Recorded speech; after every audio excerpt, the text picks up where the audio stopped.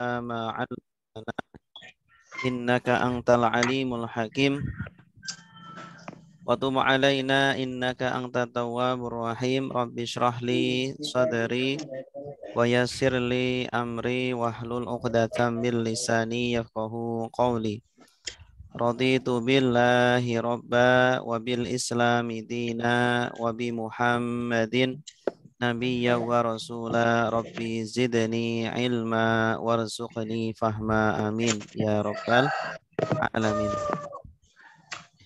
Bapak Ibu yang dimuliakan Allah, alhamdulillah di pagi hari ini hari Jumat Sayyidul Ayyam.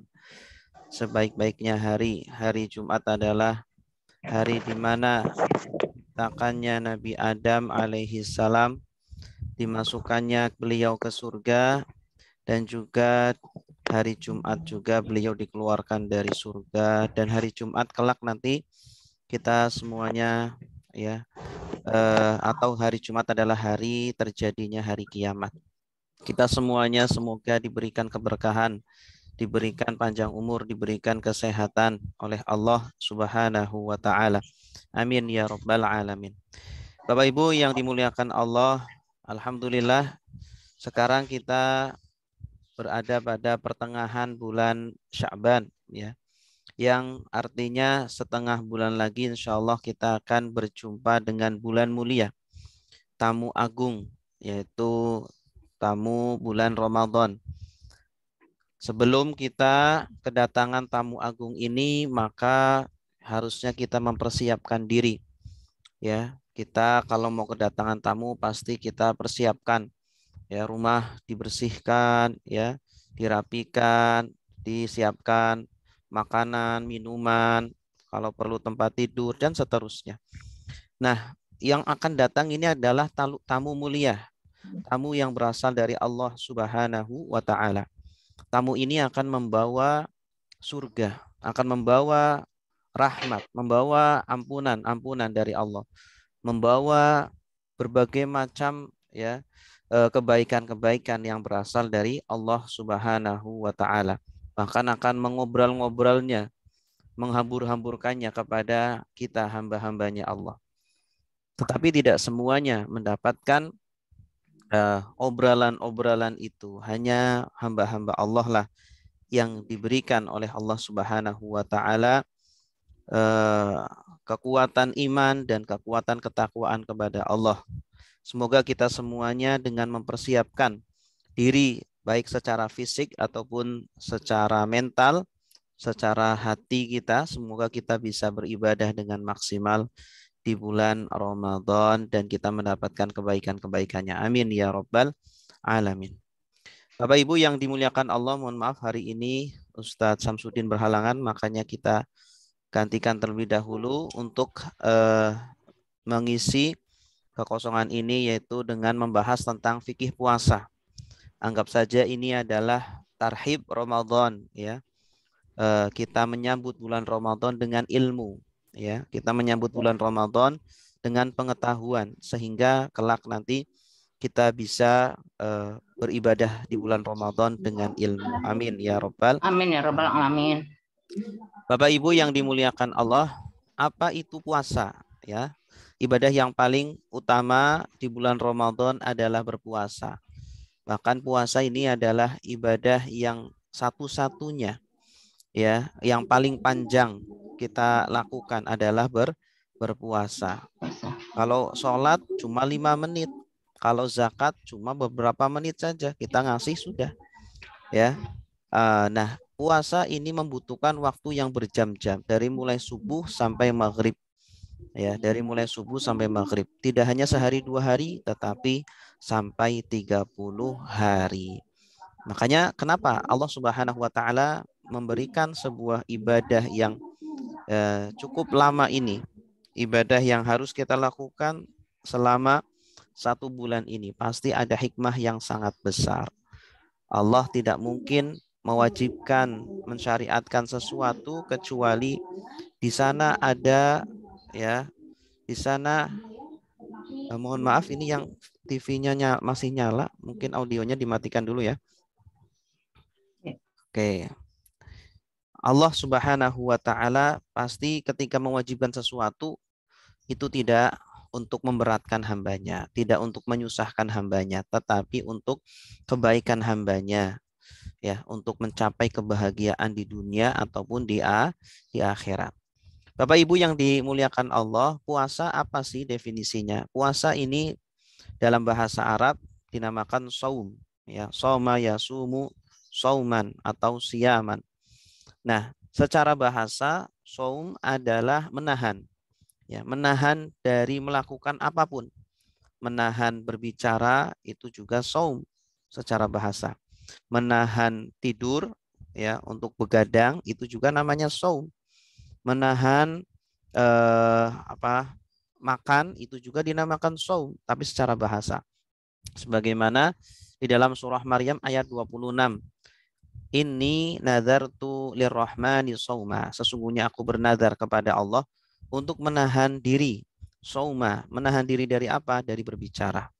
Ya, Siti Maryam tidak memiliki suami, tidak pernah disentuh oleh lelaki, tetapi hamil.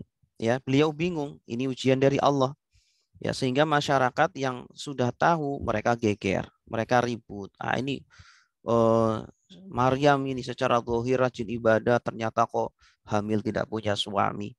Nah, maka dari situlah Siti Maryam akhirnya memutuskan diri untuk tidak berbicara. Karena apa yang diucapkannya pun pasti akan ditolak mentah-mentah oleh masyarakat. Akhirnya beliau bernazar untuk tidak berbicara, ya. Karena berbicara pun percuma saja. Nah, itu secara bahasa saum, ya, menahan diri dari segala macam sesuatu, ya. Dan menahan diri ini adalah termasuk ibadah yang sangat luar biasa, ya. Di dalam Islam itu menahan diri itu termasuk sesuatu yang baik, ya. Menahan diri untuk berbicara agar kita tidak banyak dosa, karena semakin banyak ucapan yang keluar dari mulut kita yang tidak berfaedah, ya, itu akan dihisap oleh Allah Subhanahu wa taala. Ya, menahan dari makan yang terlalu banyak, minum yang terlalu banyak, melihat yang terlalu banyak, ya, berkumpul-kumpul yang terlalu banyak. Ini semuanya kalau dikurangi akan membawa kebaikan kepada kita. Hakikatnya seperti itu. Ya, namun di dalam Islam yang diperintahkan untuk ditahan atau yang diperintahkan untuk sama sekali tidak kita lakukan adalah puasa, makan dan minum beserta hal-hal yang membatalkannya, begitu. Artinya ini pelajaran bagi kita agar juga menahan yang lainnya juga. Ya, sebenarnya yang lainnya pun perlu ditahan. Ucapan perlu ditahan, pandangan perlu ditahan, telinga harus ditahan, kemaluan harus ditahan.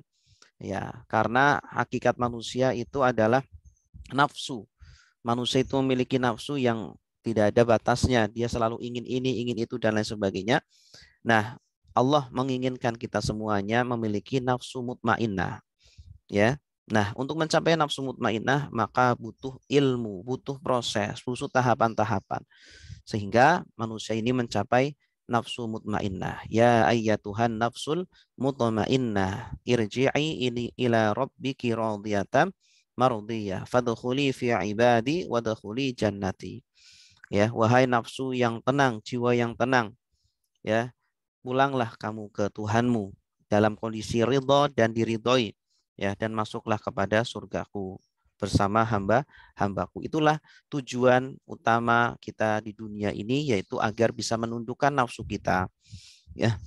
Kita sama-sama berproses agar menjadi manusia yang bisa mengontrol nafsunya, mengontrol syahwatnya, ya, dengan syariat-syariat yang Allah bebankan kepada kita. Itu semuanya tujuan utamanya adalah menciptakan manusia-manusia yang bisa mengontrol hawa nafsunya, ya.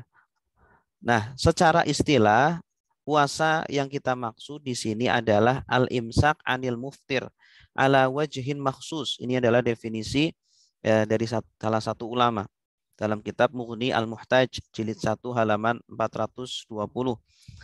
Puasa adalah menahan diri dari segala sesuatu yang membatalkan puasa, seperti makan, minum, berhubungan badan, ya, dengan cara tertentu, yaitu dengan cara dari mulai subuh, azan subuh sampai azan maghrib, ya, kita menahan dari segala macam yang membatalkan puasa.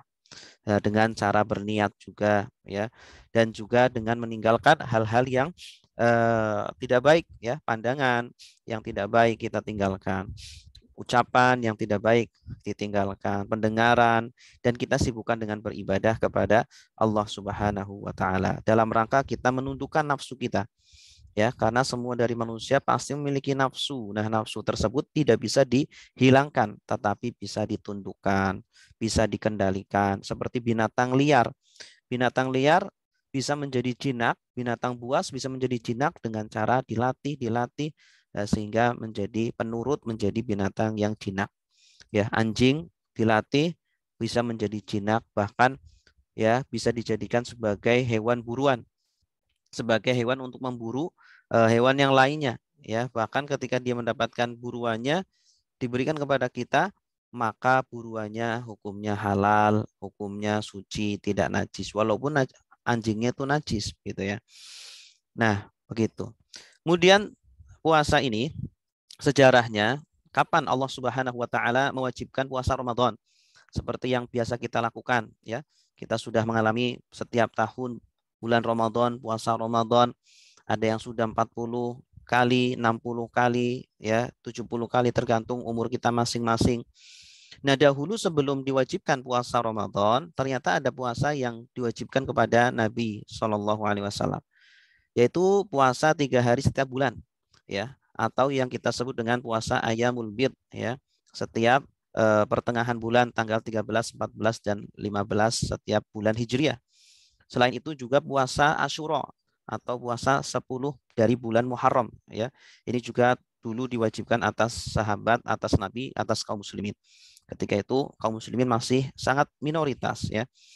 Di dalam hadis riwayat Imam Abu Dawud, Rasulullah diriwayatkan bahwa karena Rasulullah Shallallahu alaihi wasallam yasumu salasata ayamin min kulli syahrin wa yasumu yauma Asyura. Ya, Rasulullah dahulu terbiasa untuk berpuasa 3 hari setiap bulan dan puasa 1 hari yaitu bulan tanggal 10 Muharram yaitu puasa Asyura. Ya. Kemudian setelah itu ya turunlah kewajiban puasa Ramadan ya. Ayat yang menjelaskan tentang wajibnya berpuasa di bulan Ramadan selama 1 bulan penuh ya, dan kewajiban puasa bulan Ramadan ini terjadi pada tahun kedua. Jadi setelah Nabi Muhammad SAW hijrah ke Madinah ya. Jadi selama 13 tahun di Makkah belum ada puasa Ramadan. Nabi belum melakukan puasa Ramadan. Ya, ketika itu belum wajib. Sampai tahun kedua bulan Sya'ban baru turunlah kewajiban puasa bulan Ramadan.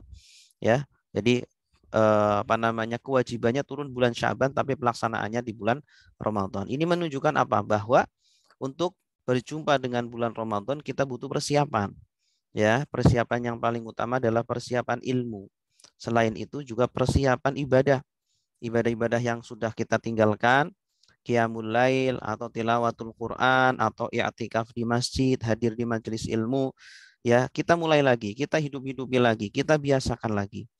Ya, kita latih diri kita lagi agar kita lebih kuat untuk melakukan ibadah-ibadah itu sehingga ketika datang bulan Ramadan kita sudah siap untuk menjalankannya, ya. Nah, itu. Maka untuk masuk bulan Ramadan itu ya banyak orang yang di tengah perjalanan KO ya. Baru minggu pertama sudah loyo. Minggu pertama mereka sudah malas-malasan lagi. Padahal awal bulan Ramadan semangat ya. Kenapa? Karena mereka tidak latihan sebelum bulan Ramadan. Di bulan Rajab dan bulan Sya'ban mereka biasa-biasa saja.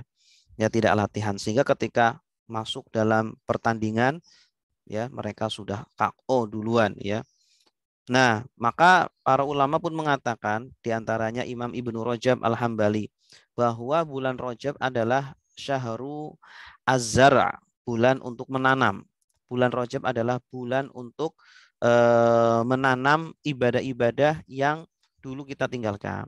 Kita mulai lagi, kita hidup-hidupi lagi. Kemudian bulan Sya'ban adalah syahru as-suqa, bulan di mana kita menyirami tanaman tersebut.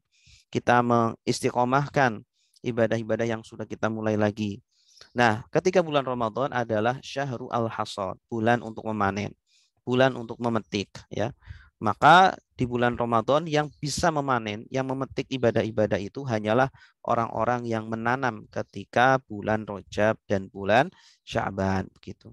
Mustahil orang yang tidak pernah menanam lalu memanen, ya. Hanya orang-orang yang menanam sajalah mereka yang akan memanen, ya, amalan-amalan ibadah-ibadah nanti di bulan Ramadan, sehingga dia terjaga semangatnya, ya, sampai akhir bulan Ramadan.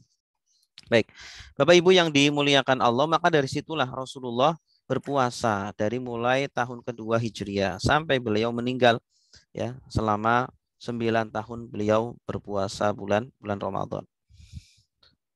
Nah, pensyariatan puasa bulan Ramadan ini dengan sebuah ayat, ya, yang sudah sangat masyhur, populer sekali, sering dibacakan oleh para penceramah, para imam, ya, di masjid-masjid atau di musola-musola, ya, yaitu surah Al-Baqarah ayat 183. Ya ayyuhalladzina amanu kutiba alaikumusyamu kama kutiba alal ladzina min qablikum la'allakum tattaqun. Wahai orang-orang yang beriman, telah diwajibkan atas kalian berpuasa sebagaimana diwajibkan atas umat-umat terdahulu. Saking pentingnya berpuasa sehingga puasa tidak hanya wajib atas umat muslim, ya, tetapi semua syariat juga ada puasanya walaupun cara pelaksanaannya berbeda. Ini menunjukkan bahwa menahan itu adalah sesuatu yang sangat penting. Ya, biasakan kita menahan sesuatu walaupun boleh. Ya, makan boleh tetapi tahanlah, jangan berlebihan. Berbicara boleh, tetapi tahanlah, jangan berlebihan. Tidur boleh, tapi tahanlah, jangan berlebihan, dan seterusnya, dan seterusnya. Apa goal kita? Apa tujuan kita? Allah mensyariatkan puasa agar kita menjadi hamba yang bertakwa. Ya, bertakwa itu apa? Bertakwa adalah ketika kita bisa menjadi membuat tameng antara kita dengan maksiat. Kita bisa memiliki penghalang antara kita dengan dosa-dosa. Kita bisa mengontrol hawa nafsu kita bisa mengendalikan hawa nafsu kita walaupun tidak ada orang yang melihat, walaupun tidak ada orang yang mendengar, tapi kita tetap bertakwa kepada Allah Subhanahu wa taala. Itu goal kita, ya, menjadi pribadi-pribadi yang mulia dan bertakwa. Kemudian dari hadis Rasulullah Shallallahu Alaihi Wasallam diriwayatkan dari Ani bin Umar, dari Ibnu Umar radhiyallahu anhu, qal, beliau berkata, qala Rasulullah Shallallahu Alaihi Wasallam, Rasulullah sallallahu alaihi wasallam bersabda, buniyal Islamu ala khamsin. Ya, Islam itu dibangun atas 5 pondasi. Ya, ada 5 rukun Islam, pondasi Islam. Agar kita dikatakan sebagai Muslim yang sempurna, maka 5 bangunan ini harus kokoh berdiri. Yang pertama adalah syahadati alla ilaha illallah wa anna muhammadar Rasulullah, yaitu bersyahadat bahwa tiada Tuhan kecuali Allah dan bahwa Nabi Muhammad adalah utusan Allah. Wa iqamis shalah, yang kedua menegakkan salat, wa itaiz zakah, dan memberikan zakat, wal haji, dan haji, wa shaumi ramadhana, dan puasa bulan Ramadan, ya. Walaupun ini letaknya di akhir tetapi tidak masalah, ya. Terkadang beda riwayat, beda peletakan gitu, ya. Hadis riwayat Bukhari dan Muslim. Nah, ini menunjukkan bahwa puasa adalah ibadah yang sangat penting, yang sangat agung, yang Allah syariatkan kepada kita semuanya. Ya, ketika Allah mensyariatkan sesuatu, menunjukkan bahwa itu dibutuhkan oleh kita, dibutuhkan oleh tubuh kita dan juga hati kita, begitu. Baik, selanjutnya puasa bulan Ramadan ini, puasa ini juga ternyata juga diwajibkan kepada umat-umat terdahulu. Kama kutiba 'alal ladzina min qablikum. Seperti Nabi Dawud juga memiliki puasa, yaitu puasa Dawud, ya, yang sekarang juga menjadi syariat kita tetapi sunnah hukumnya, yaitu puasa sehari lagi berbuka, sehari lagi berpuasa, selang-seling begitu. Yaitu puasa Dawud begitu. Kalau ingin melakukan silakan. Dan ini termasuk adalah puasa yang paling dicintai oleh Allah. Termasuk puasa yang paling dicintai oleh Allah setelah bulan Ramadan adalah puasa Dawud begitu. Kemudian puasanya Siti Maryam, ya, ibunda dari Nabi Isa alaihissalam.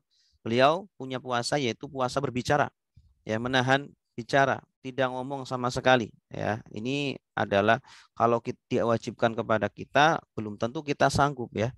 Kita tidak bisa berbicara tidak boleh berbicara sama sekali.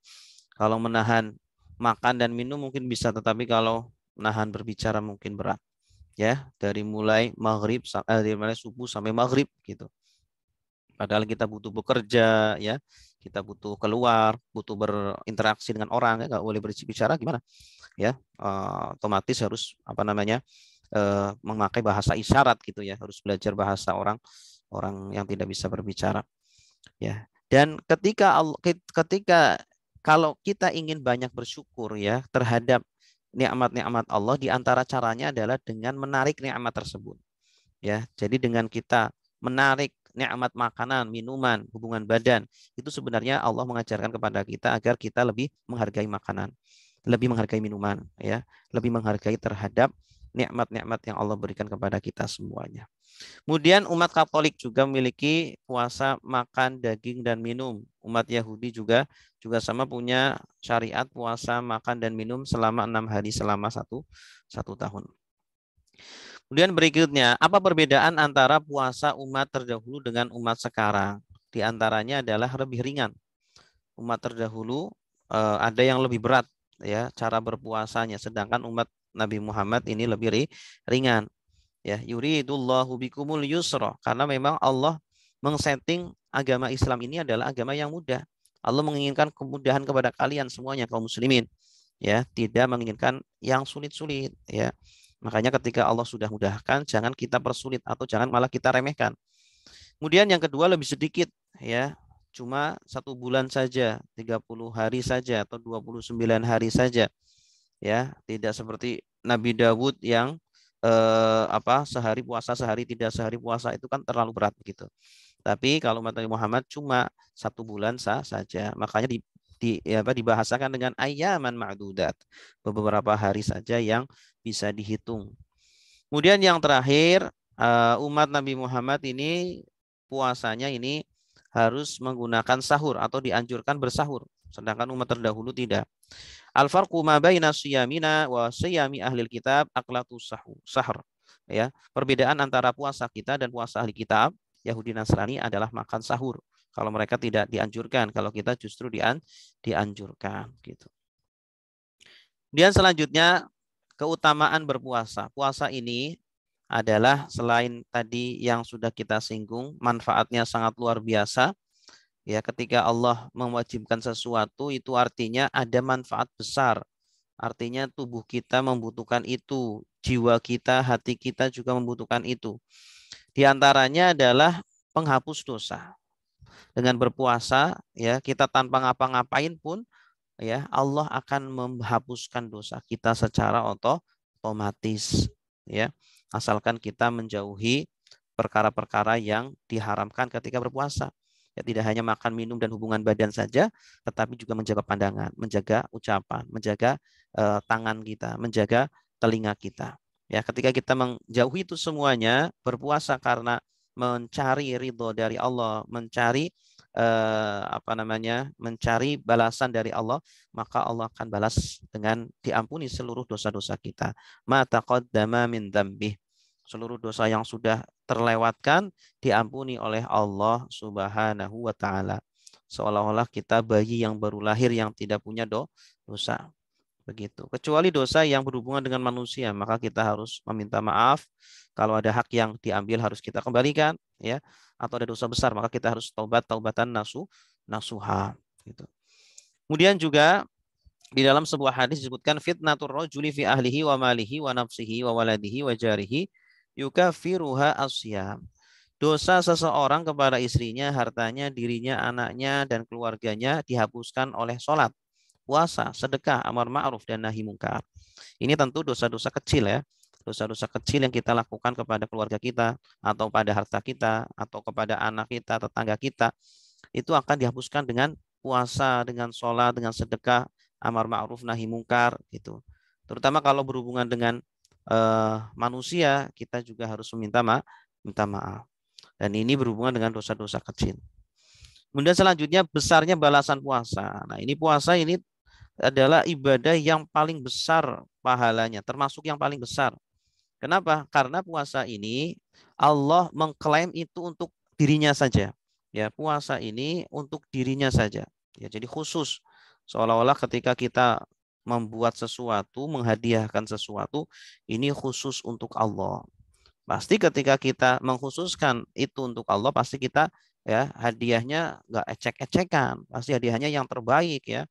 Nah, kata di dalam sebuah hadis, kullu amali ibni Adam yudha'afu al-hasanatu asyru amsalihha ila sab'i mi'ati dhi'fin. Seluruh amalan anak Adam, manusia, akan dilipat gandakan sampai 10 kali lipat, bahkan sampai 700 kali lipat. Ya, kecuali puasa. Kalau puasa tidak ada batasannya, lebih dari 700 kali lipat. Karena Allah Subhanahu wa taala mengklaim bahwa itu adalah untuknya, untuk Allah. Ini khusus untuk Allah ini. Ya, ya kita kan senang ketika ya kita punya produk seumpama ya, kita seumpama punya produk apa gitu. Ternyata produk kita itu dipesan sama presiden. Wah, itu kan senang banget banget ya. Ternyata pesennya nggak cuma satu dua tapi semuanya. Ya, ini khusus untuk presiden ini mau pesan produk kita. Pasti kita akan buat dengan sebaik-baiknya agar tidak mengecewakan. Wa ana ajzibih, dan langsung presiden yang akan ngasih ngasih apa namanya ongkosnya ya. Nah, ini Allah langsung akan memberikan apresiasi kepada kita semuanya. Nah, menunjukkan bahwa pahalanya sangat besar dan tidak terbatas ya, sebagaimana Allah memberikan pahala kepada orang-orang yang bersabar.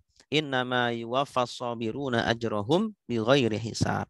Sesungguhnya orang-orang yang bersabar akan dibalas dengan balasan tanpa batas ya.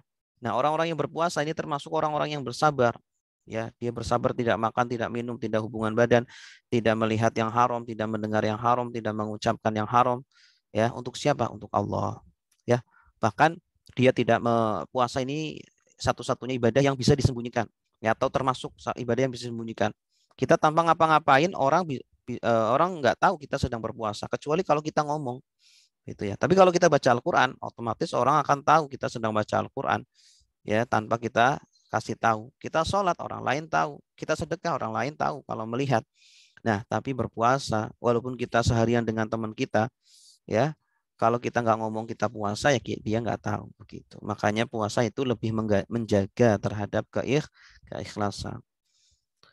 Kemudian selanjutnya, orang yang berpuasa akan mendapatkan dua kebahagiaan ya, kebahagiaan, yaitu kebahagiaan yang pertama ketika berbuka ya. Semua orang ketika berbuka pasti senang ya, karena dia sudah seharian tidak makan, tidak minum. Ketika merasa tidak bahagia di dunia ini, coba dicabut nikmatnya, coba dicabut nikmat makanan, dicabut nikmat minuman ya, dicabut nikmat apa namanya penglihatan. Maksudnya dicabut di sini itu ya, jangan makan dulu, jangan minum dulu. Bahkan ada ulama yang menganjurkan, kalau kamu di dunia ini tidak bahagia, kamu merasa sedih, coba kamu sejam tidak melihat. Kamu tutup mata kamu, kemana-mana kamu tutup mata. Coba, ya 1 jam saja. Nah, nanti kalau sudah 1 jam silakan dibuka. Apa yang kamu rasakan sekarang?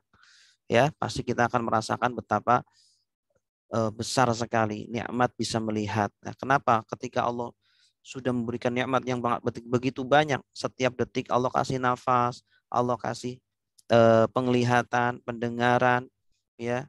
Setiap detik mengucur itu nikmat-nikmat Allah, diberi terus oleh Allah tanpa kita meminta. Kok masih sempat-sempatnya kita bersedih? Seharusnya kita selalu berbahagia dan selalu bersyukur terhadap nikmat-nikmat Allah yang tidak pernah terputus begitu. Ya, walaupun mungkin sedang nggak punya duit, walaupun mungkin sedang punya banyak masalah di luar sana, tetapi kalau dibandingkan antara masalah-masalah kita dengan nikmat Allah, jauh lebih besar, lebih banyak nikmat-nikmat Allah Subhanahu wa taala.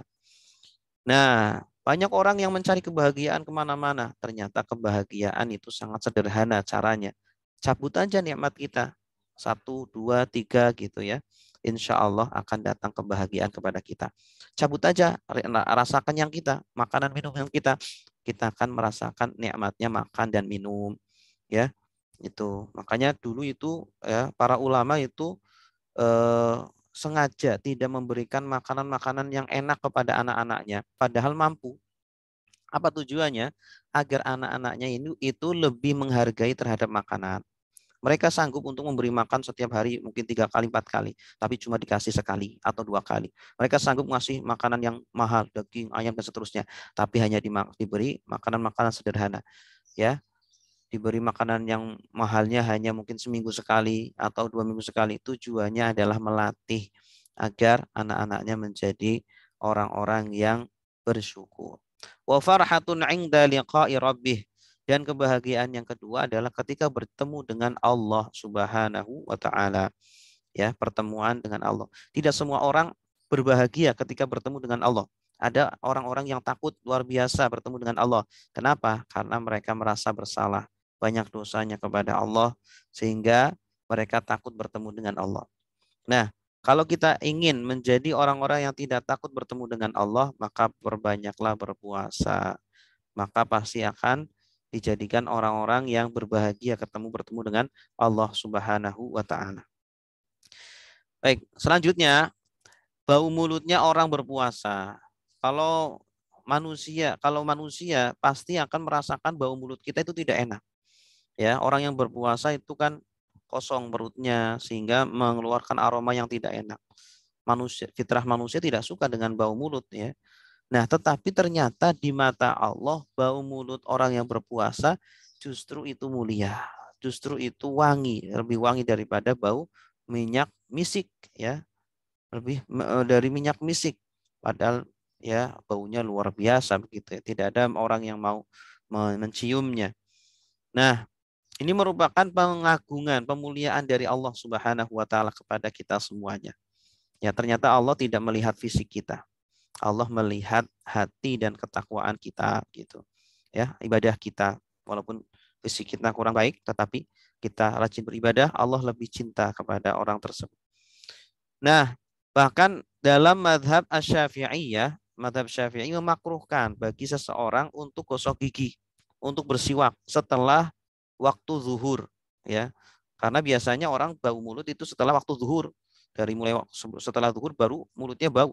Nah, itu jangan jangan dibuang bau mulut itu, jangan gosok gigi, jangan siwakan, justru malah dibiarkan saja. Karena itu lebih dicintai oleh Allah Subhanahu wa taala. Yang selanjutnya pintu rayyan untuk ahli puasa. Nah ini nanti di surga orang-orang mengantri yang akan masuk ke surga ini itu dipanggil sesuai dengan amalan andalannya. Ya, ada yang masuk dari pintu sodako, ada yang masuk dari pintu sholat, ada yang masuk dari pintu haji.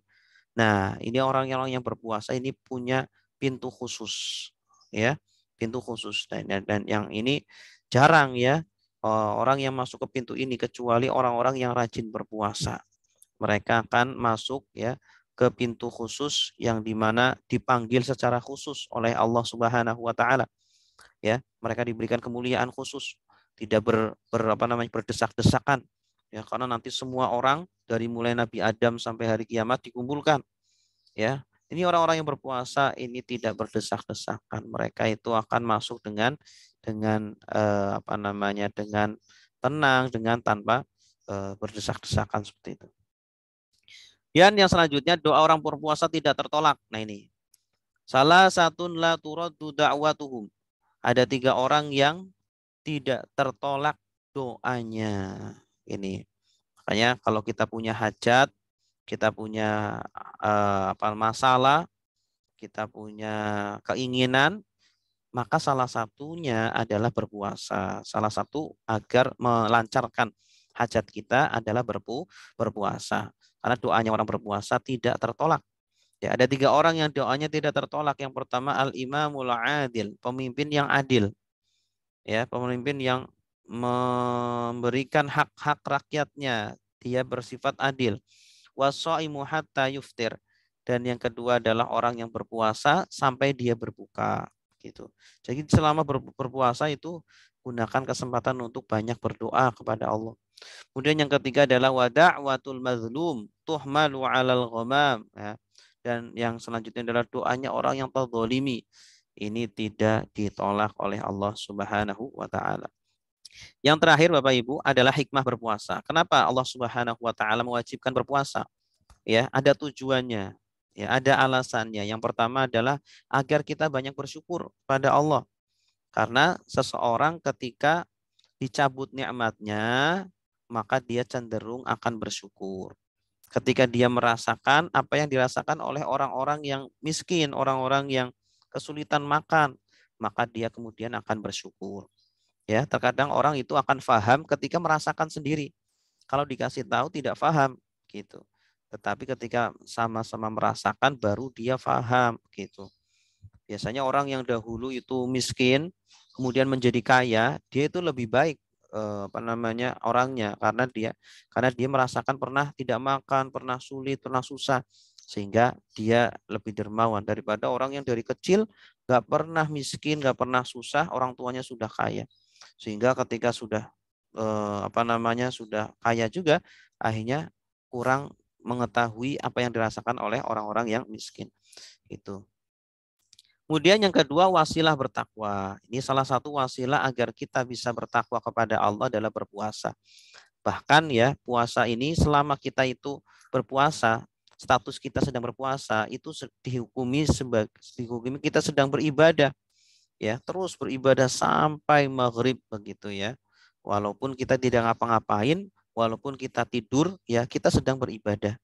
Begitu. Makanya ada perkataan yang terkenal kan, naumuso ini ibadah, tidurnya orang berpuasa itu ibadah. Sebenarnya ibadahnya bukan tidurnya, tetapi ibadahnya adalah puasanya itu. Ya, karena dia masih status berpuasa tanpa dia melakukan apa-apa, dia sedang beribadah kepada Allah. Karena dia sedang taat kepada Allah, tidak makan, minum, berhubungan badan dan tidak berbuat maksiat. Kemudian yang ketiga pengekang syahwat. Nah, ini salah satu pancingan atau umpan setan adalah nafsu, ya nafsu makanan terutama. Ketika dia kenyang maka dia mudah untuk berbuat maksiat-maksiat selanjutnya, ya. Dia mudah untuk berbuat kezaliman, kemaksiatan-maksiatan ketika ada bensinnya itu, ya. Ketika orang kenyang itu kan ada tenaganya. Nah, tenaganya itu menjadikan dia mudah untuk bermaksiat maksiat. Nah, sedangkan ketika dia lemah, ketika dia loyo sehingga dia tidak bergairah untuk melakukan dosa-dosa tersebut ini. Karena memang di dalam sebuah hadis dijelaskan as-saumu junnah ya. Puasa itu menjadi tameng. Tameng dari apa? Dari syahwat-syahwat itu. Yang keempat melahirkan kasih sayang ya. Kita kalau berpuasa akan merasakan apa yang dirasakan oleh orang-orang miskin. Mereka tidak makan, tidak minum, menahan lapar dan haus. Ya karena apa? Karena tidak punya makanan, tidak punya beras gitu. Nah, kita juga merasakan apa yang mereka rasakan sehingga kemudian lahirlah kita rasa kasih sayang kepada mereka. Akhirnya di bulan Ramadan banyak orang yang berbagi-bagi makanan, minuman, ya, uang dan seterusnya. Selanjutnya memboikot setan ya. Ini dalam sebuah hadis juga dijelaskan kalau masuk bulan Ramadan ya pintu-pintu neraka akan ditutup, pintu surga dibuka, kemudian setan-setan akan dibelenggu. Nah, memang benar di bulan Ramadan ini setan-setan dibelenggu sehingga kita lebih cenderung suka untuk berbuat baik, suka untuk baca Quran, suka untuk sholat dan seterusnya. Tetapi kenapa banyak orang yang berpuasa atau masuk bulan Ramadan banyak orang tidak berpuasa. Bahkan banyak orang berpuasa tapi dia juga bermaksiat. Nah, itu tidak lain adalah karena hawa nafsunya, ya. Setannya memang sudah dibelenggu, tetapi hawa nafsu dia masih liar, ya, sehingga hawa nafsunya itulah yang mengajak dia untuk berbuat maksiat-maksiat tersebut. Dan yang terakhir, puasa ini hikmahnya membuat sehat, ya. Secara kedokteran memang sudah teruji, sudah terbukti bahwa dengan berpuasa akan menyehatkan badan kita. Wallahu a'lam bishawab. Bapak Ibu yang dimuliakan Allah, demikian yang bisa kami sampaikan. Alhamdulillah tepat pukul 10. Ada waktu sekitar 30 menit bagi Bapak Ibu yang memiliki pertanyaan, kami persilakan untuk disampaikan. Silakan. Wallahu a'lam.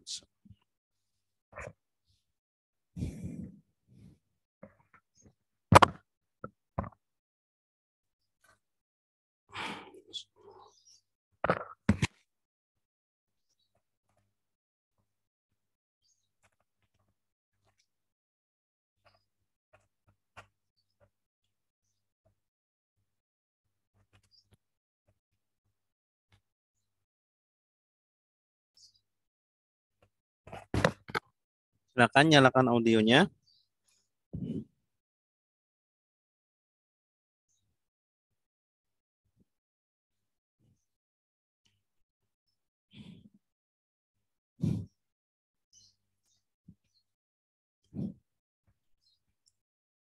Ada pertanyaan? Silakan.